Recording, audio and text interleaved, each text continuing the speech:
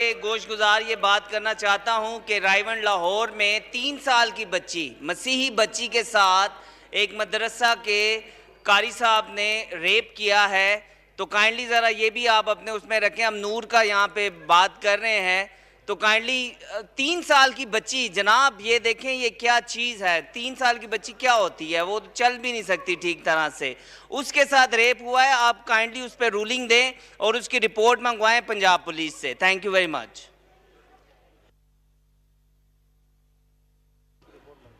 जी अली मोहम्मद खान साहब।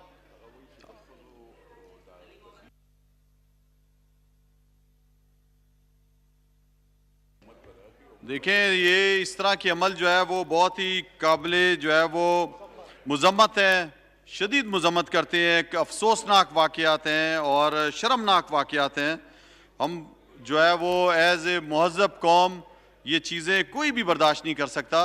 तो अली मोहम्मद खान साहब आप ज़रा बताएं और इसको जो है इस पर एक्शन लें, इसकी रिपोर्ट मंगाएं आप। जी अली मोहम्मद खान साहब। जी बिल्कुल, ये बहुत इंपॉर्टेंट इशू है और इस पर जो आपने डायरेक्शन दी है वो बिल्कुल सही है और जिस तरह आप चाहेंगे और जिस पे इनकी तसल्ली होती है वो रिपोर्ट भी मंगाएंगे। और अभी जो हाल में वाक़यात हुए हैं वाकई इंतहाई काबिल अफसोस भी हैं, लेकिन काबिल तवज्जो और फ़िक्र और परेशानी के भी हैं और हम सबको इस पर गौर व फिक्र भी करनी है। और यहाँ पे इस ऐवान में अगर इस पर आपने ऑनरेबल डिप्टी स्पीकर साहब डिबेट करना चाहते हैं, कुछ मेंबरान की रिक्वेस्ट भी आई है, वो भी किया जा सकता है, या फुल डिबेट या असम्बली की कार्रवाई के बाद आधा एक घंटा या घंटा इसको दे दें। मैं समझता हूं कि जिस तरह आप मुनासिब समझे बिल्कुल इसको डिस्कस किया जाना चाहिए ताकि दोनों आइल्स के दोनों तरफ से मेंबरान बिलखुसूस ख़वातीन ऑनरेबल मेंबरान की इस पर राय आ जाए तो हम इसको सपोर्ट करते हैं। सही जी, सर शुक्रिया। जी अस्मा कदीर साहिबा।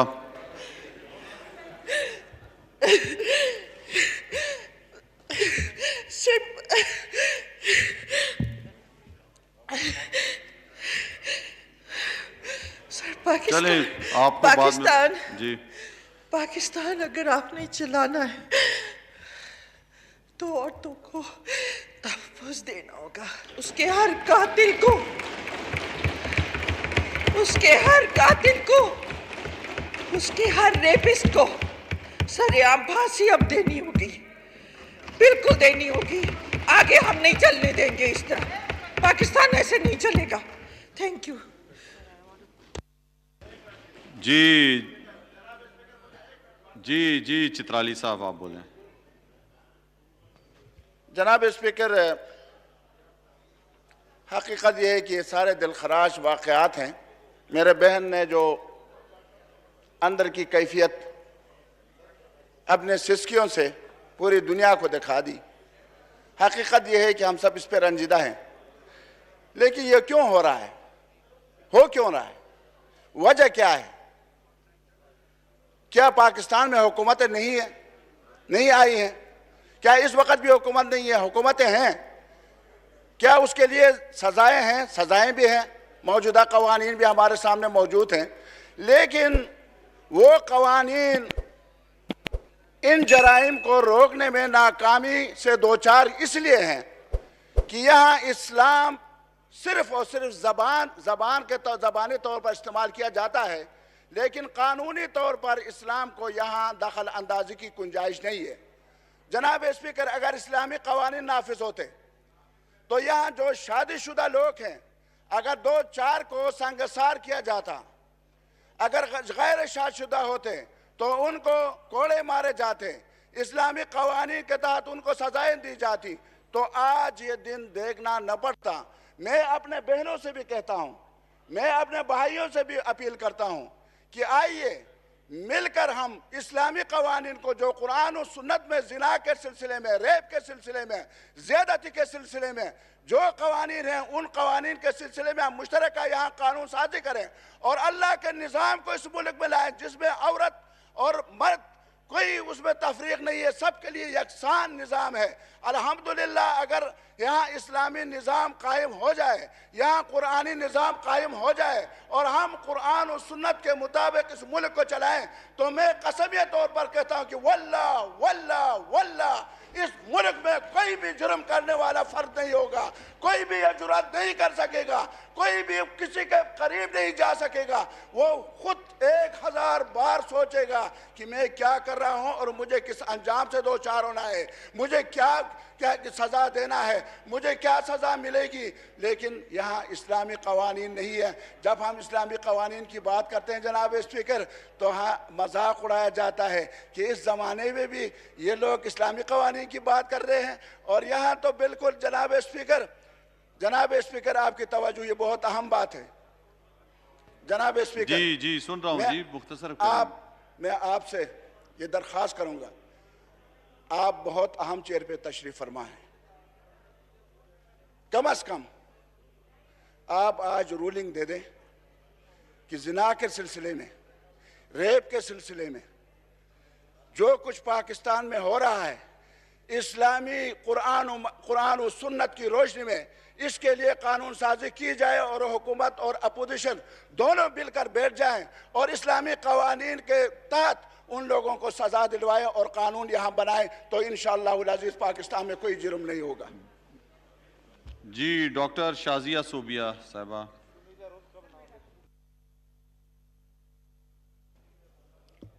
Thank you sir. अभी बात हो रही थी कानून बनाने की और उन पे बात करने की, तो मैं सबसे पहले ये कहना चाहूँगी कि हमारे पास कानून मौजूद हैं, सिर्फ ज़रूरत है उन पे इम्प्लीमेंट करने की। आज जितने भी मेरे कुलीग्स ने बात की, चाहे वो नूर के लिए बात हो, खतीजा के लिए हो, ज़ैनब के लिए हो, या दूसरी जो भी विक्टिम्स हैं उनके लिए बात हुई है, मैं सिर्फ ये कहना चाहूँगी यहाँ पे हमारी जो ह्यूमन राइट्स मिनिस्टर हैं वो भी मैडम शीरी मज़ारी साहिबा हैं, वो भी एक वुमेन पार्लियामेंटेरियन है, यहाँ पे उनको सबसे पहले आके स्टेटमेंट देनी चाहिए थी। और यहाँ पे हमारे पास माशाल्लाह से वुमेन पार्लियामेंटेरियन कोकस भी मौजूद है, जिसके प्लेटफॉर्म से यहाँ पे हमारे पास एक रेजोल्यूशन आनी चाहिए थी, जो दोनों काम नहीं हुए। मैं यही कहना चाहूँगी कि हमारे पास सारे कानून मौजूद हैं और उन कानून पे सिर्फ इम्प्लीमेंट की ज़रूरत है, जिसके लिए अगर हम आपको अच्छे नहीं लगते, लेकिन पाकिस्तान की आवाम के लिए आप आएँ और बैठे इन कानून पे इम्प्लीमेंट करवाएं। अभी बात की थी डॉक्टर शहनाज ने कोविड की। सर, हमारे पास जब मैसेज आता है कि कोविड के SOPs को फॉलो करते हुए आपने एक्स्ट्रा विजिटर्स नहीं लाने, ये गैलरीज भरी हुई आपके सामने हैं, ये देखें कि कोविड कहाँ से आ रहा है। और एक मेंबर अगर असेंबली का सेशन अटेंड करके कोविड पॉजिटिव होता है तो आप देखें कि कहाँ पे कोविड है। थैंक यू जी। जनाब मोहतरमा जरताज गुल साहिबा। स्पीकर साहब, पार्लियामेंट में चूंकि नूर मुकद्दम और ये जो बच्चे के साथ जिस तरह के वाक़यात हुए, पहली दफ़ा आज डिबेट हो रही है, तो बिल्कुल भी ये बात बिल्कुल बाय पार्टीज़न है और पॉलिटिकल पार्टी सब इस पेज पे हैं, क्योंकि हमारी MNA जो अस्मा कदीर साहबा है वो तो शायद सीधे जज्बात से बोल भी नहीं सकी हैं, कि वो लफ्ज़ भी नहीं बयान कर सकी हैं। लेकिन स्पीकर साहब, तमाम पार्लियामेंट को मैं ये बात बताना चाहती हूँ कि इस वक्त पाकिस्तान के अंदर जिस तरह के इस तरह के जराइम हो रहे हैं, ये पाकिस्तान की तारीख़ में पहली दफ़ा हो रहा है कि हुकूमत वक्त स्टेट हुकूमत पाकिस्तान उसकी मुद्दई बन रही है, उसकी मुद्दई इस वक्त जो है वो हुकूमत पाकिस्तान है। दूसरा जो है, पाकिस्तान के अंदर कवानीन है, इम्प्लीमेंटेशन के लिए कभी भी कोशिश नहीं की गई है, लेकिन पहली दफ़ा इस दफ़ा जो फेडरल गवर्नमेंट का PSDP है, उसके अंदर 100 मिलियन रुपए जो है एंटी रेप लॉ फंड के लिए रखे गए हैं। और उसके ऊपर मज़ीद भी बात हो रही है कि इम्प्लीमेंटेशन को बेहतर बनाने के लिए हम कितने पैसे जो है वो मुख्तस कर सकते हैं।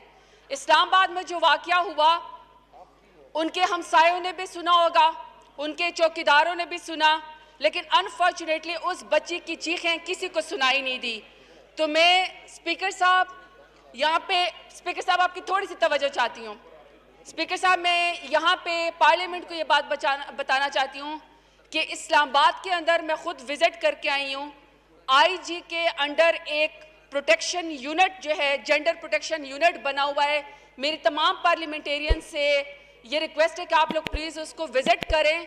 और इस्लामाबाद के अंदर 14 साल के बच्चे से अगर कोई वहाँ पे उससे मजदूरी करवा रहा है, मुशक्क़त करवा रहा है, उसको ज़बरदस्ती घर के अंदर रखा हुआ है, या कोई खातून जिसके ऊपर कोई वायलेंस कर रहा है, घर के अंदर कर रहा है, या इवन पार्क के अंदर अगर बच्चियां बैठे हुए हैं और कोई हरासर उनकी फोटोग्राफ उतार लेता है और फिर उनको बाद में ब्लैकमेल करता है, उनके लिए भी प्लीज़ तमाम लोग सुन लें कि इस्लामाबाद के लिए हेल्पलाइन है तमाम ख़वातीन के लिए, जेंडर बेस्ड प्रोटेक्शन के लिए। उसका नंबर है 8090।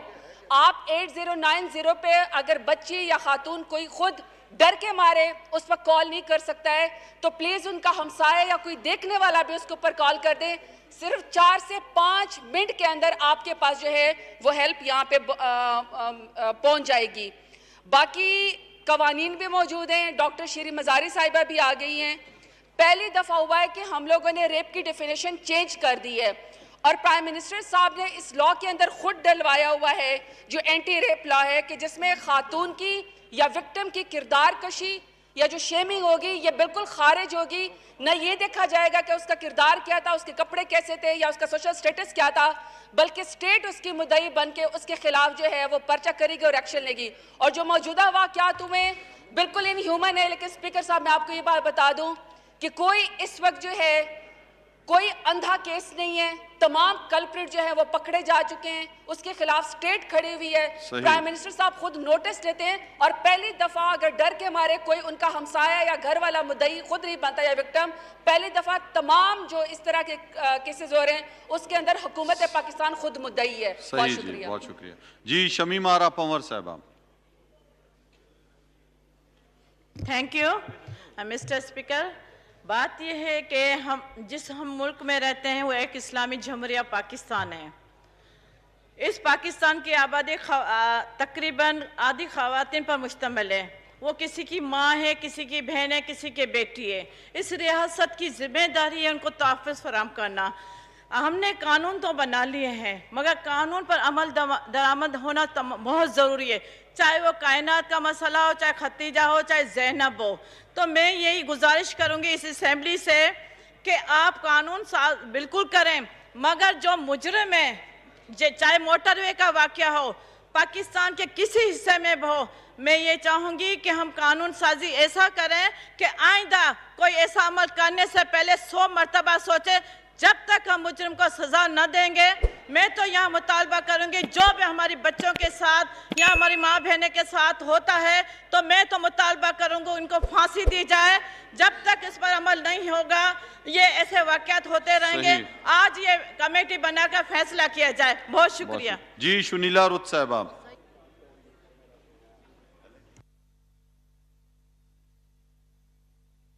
माइक ऑन करें जी।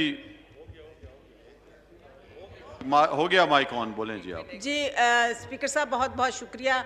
मैं आज वो बच्ची अनाया जो रायविंड की बच्ची थी जिसकी 3 साल की उम्र है, मैं उस घराने में गई जब मैं लाहौर में थी और सर ये बहुत जुल्म हुआ। वो आदमी पकड़ा गया है, वो जेल में है, उस पर FIR कट गई है और DNA जो है वो फोरेंसिक लैब में चला गया है। मैं बिल्कुल तायद करती हूँ अपनी मिनिस्टर साहिबा की जिन्होंने अभी बात की कि हुकूमत जो है वो बिल्कुल ऐसे जो मुजरम है उनके साथ खड़ी है और पंजाब हुकूमत भी बड़ी मुतहरक है इसमें। लाहौर में एक और भी केस हुआ था आसिफ टाउन में जहाँ पर 6 साल की बच्ची के साथ रेप हुआ। सर मैं ये इस फ्लोर से ये कहना चाहती हूँ कि हमें इस वाक़यात की रोकथाम करने की ज़रूरत है, सिर्फ कानून बनाने की ज़रूरत नहीं है। कानून तो ऑलरेडी मौजूद हैं, उनकी इम्प्लीमेंटेशन और रोकथाम बहुत ज़रूरी है और लोगों को आगाही देने की ज़रूरत है। हम बहुत ज़्यादा मॉरली हम गिर चुके हैं माशरे में और हमें as MNAs, as civil society हम और हुकूमत हम सबको एक पेज पे आने की ज़रूरत है ताकि इस किस्म के वाक़यात को रोका जा सके।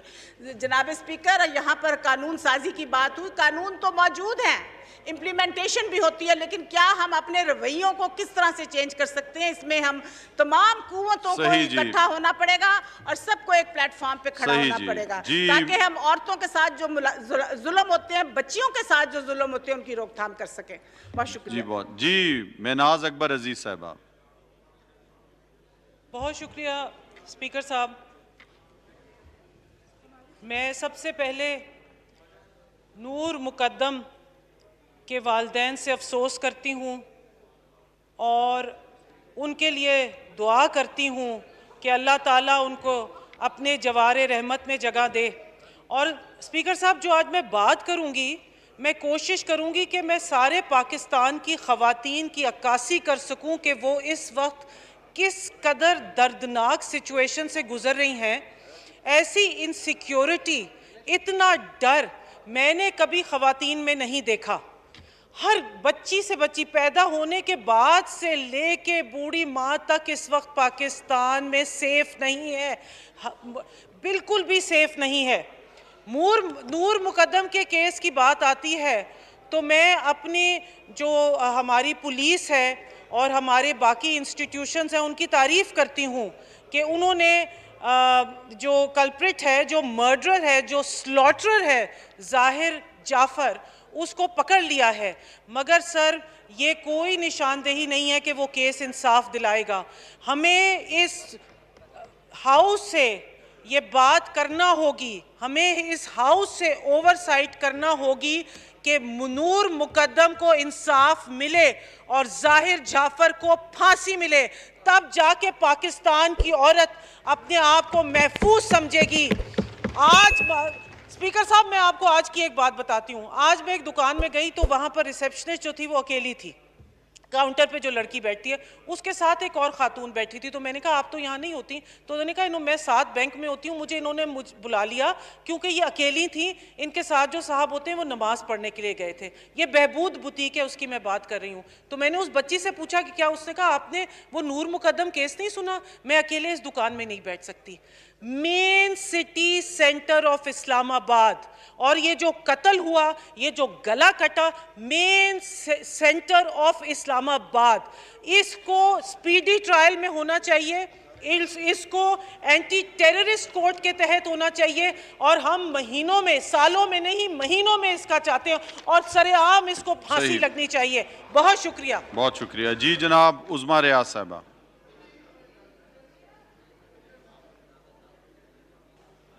बहुत शुक्रिया जनाब स्पीकर।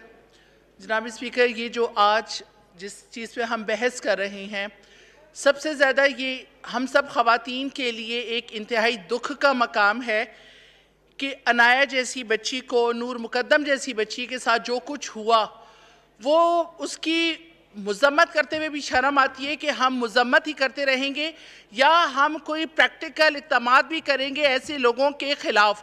अब हमने मज़म्मत नहीं करनी, बल्कि हमने इन लोगों को ऐसी सज़ा देनी है कि जिससे बाकी तमाम दुनिया को भी पता चले कि इस किस्म की हरकतों में जो शख्स इन्वॉल्व हुआ उसके साथ फिर किस कदर बुरा सज़ा का वो हकदार है और उसको कितनी बुरी सज़ा दी जा सकती है।